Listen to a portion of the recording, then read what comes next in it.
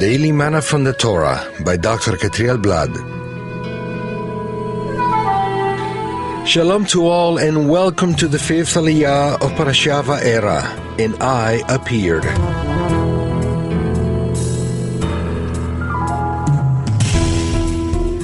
We find today's Aliyah in Exodus 8 from verse 11 to verse 22. Today we'll be reading in Exodus 8 verse 12. After Moses and Aaron left Pharaoh, Moses cried out to the Lord about the frogs he had brought on Pharaoh. Why do we have to cry out to the Eternal? The Eternal had planned to take away the frogs. However, this couldn't be done without man's participation. Moshe's prayer was needed. The Hebrew text says that Moshe cried out, Vayetzak, to the Eternal in order to take away the frogs.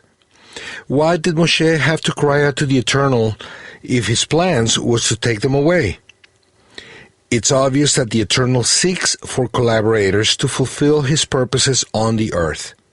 The first time the word tza'ak appears in the Torah is in Genesis 4:10, where it speaks about Hevel's, Abel's blood, crying out from the ground.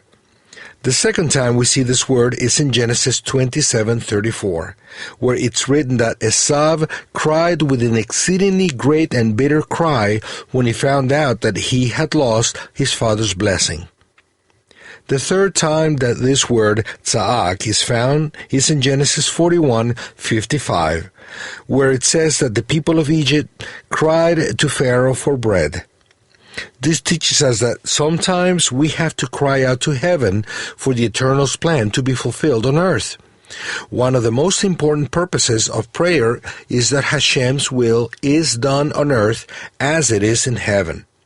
And many times it is necessary to cry out for the Eternal to respond. Why cry out if the Eternal can hear our thoughts? The Eternal doesn't need our cry.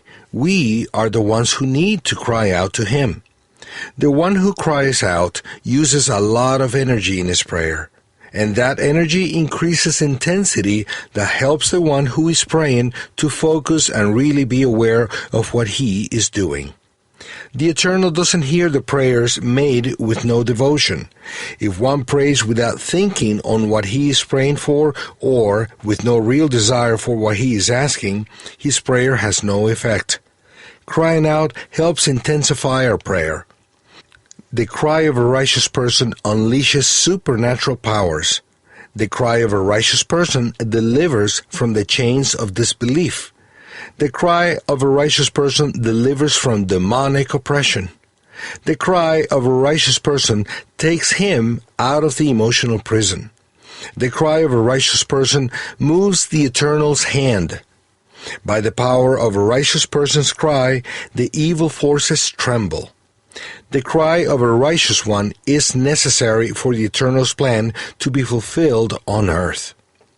Dear disciple of Yeshua, cry out to heaven, and you will see the Eternal's mighty hand. May the Eternal fulfill His purpose in your life. Shalom.